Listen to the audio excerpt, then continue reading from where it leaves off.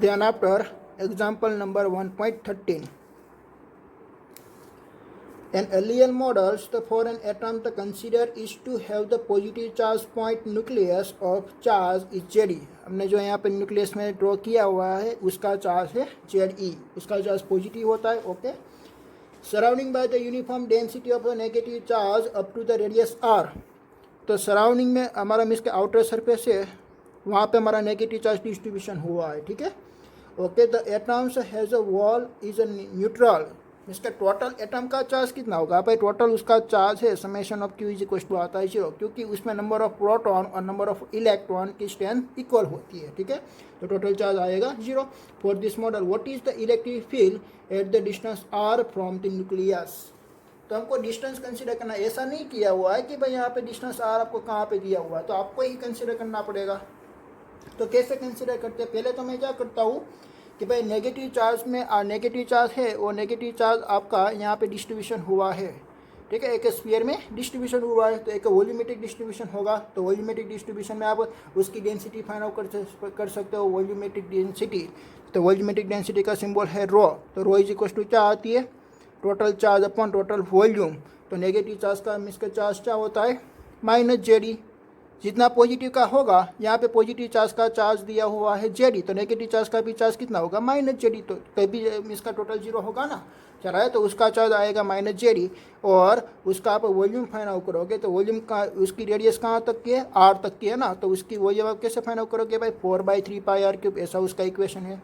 Sphere का volume का equation 4/3 पाई r cube. ठीक है, तो ये 3 इसका आपका मल्टीप्लिकेशन में हो जाएगा, तो उसकी इक्वेशन फाइंड आउट हुई -3Ze अपॉन 4 पाई r क्यूब.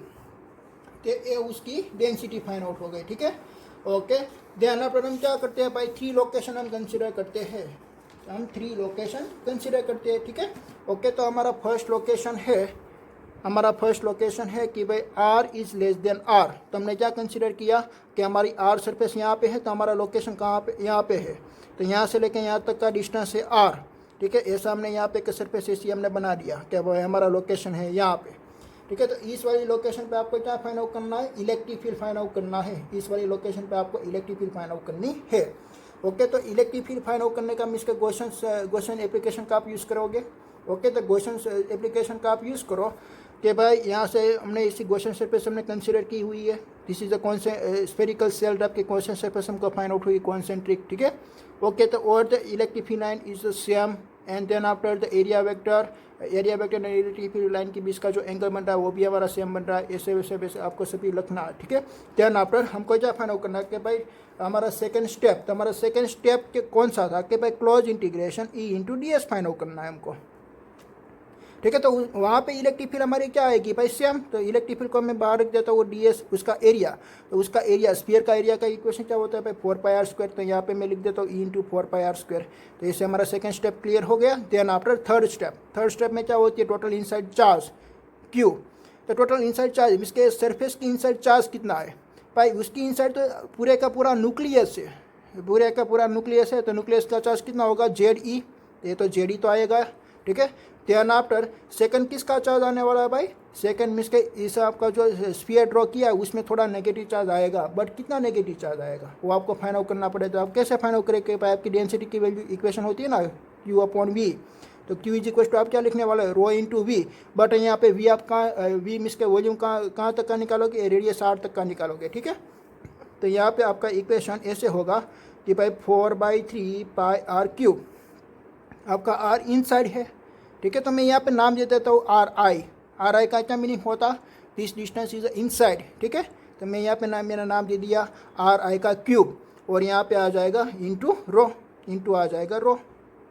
ओके, ध्यान पर आपको क्या करना है कि भाई यहाँ पे Ze प्लस 4/3 पाई RI क्यूब और रो की इक्वेशन, रो की वैल्यू आपको यहाँ पे पुट कर देनी है.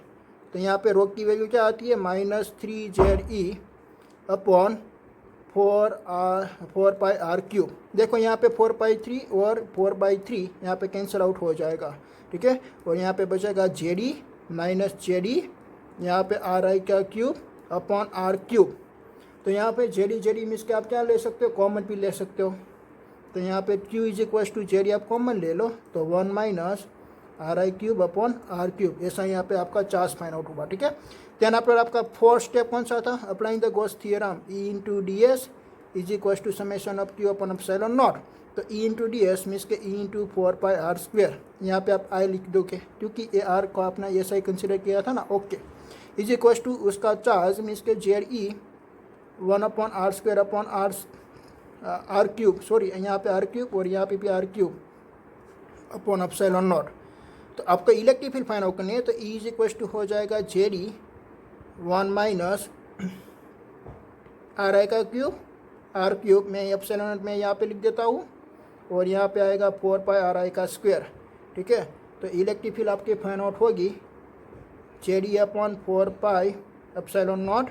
मैं RI को इनसाइड में मल्टीप्लिकेशन करना चाहता हूँ, ठीक है। तो इनसाइड आप मल्टीप्लिकेशन करोगे तो 1/RI²। देखो यहाँ पे RI³ है, यहाँ पे RI² हो जाएगा तो ओनली पर यहाँ पे RI ही बचेगा और यहाँ पे R³। ऐसे आपको इलेक्ट्रिक फील्ड फाइंड आउट हुई, चलाइए आपको, ओके।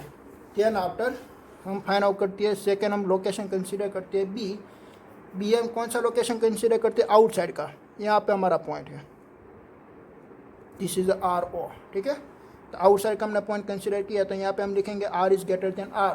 तो R is greater than R आप लिखेंगे तो उसका अब टोटल, इसके पहले तो सेकंड स्टेप आप फाइंड आउट करोगे। तो पहले तो स्टेप में क्या आएगा भाई, गॉसियन सरफेस ऐसे आपने कंसीडर की,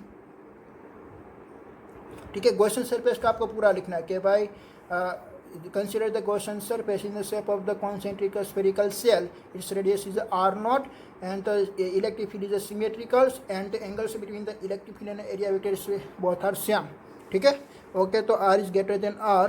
तो यहाँ पे आपकी जो सेकेंड स्टेप आपको फाइंड आउट करना है कि भाई close integration E into DS।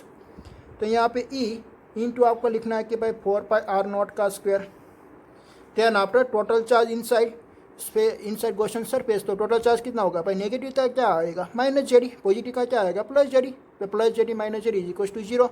तो summation of Q is equal to 0 हो गया। तो इलेक्ट्रिक फील्ड क्या फाइंड आउट हुई, 0 फाइंड आउट हुई। इलेक्ट्रिक फील्ड क्या फाइंड आउट हुई, 0। क्यों, देखिए कि आप फोर्थ स्टेप आप लिखोगे ना, close integration E into DS is equal to summation of Q upon epsilon naught. तो summation of Q is equal to तो 0 हो गया। So that electric field is 0, क्योंकि आपका एरिया तो 0 नहीं है, DS तो आपका 0 नहीं है, तो so that electric field is 0, okay. Third step R is equal to R, आपका तीसरा पॉइंट यहाँ पे ऑन दी सरफेस पे है, ऑन दी सरफेस पे है। तो ऑन दी सरफेस पे है ना, तो ए वाला इक्वेशन में आपको RI इज इक्वल टू क्या कंसिडर करना है, R। पहले आपका RI इंसिडेंट में कंसिडर किया था, देन आपको RI का क्या कंसिडर कर लेना है, R। तो ए वाला स्टेप में यहाँ पे लिख देता हूँ कि भाई electric field E is equal to ZE upon 4π epsilon naught 1/RI का स्क्वायर माइनस RI R³। तो आप R is equal to R आपने कंसिडर कर लिया, तो मैं यहाँ पे R पुट कर देता हूँ, ठीक है। तो क्या हो जाएगा जी, देखिए ZE upon 4π epsilon naught 1/R² minus R upon R³। तो देखो यहाँ पे R² ही हो गया, तो 1/R² minus 1/R² is equal to 0। So that electric field is 0। तो ऑन दी सरफेस और outside point both are is electric field is 0। Why 0, देखिए कि भाई ऑन दी सरफेस पे आप देखेंगे तो ऑन दी सरफेस पे भी आपका नेट चार्ज क्या आने वाला है, 0।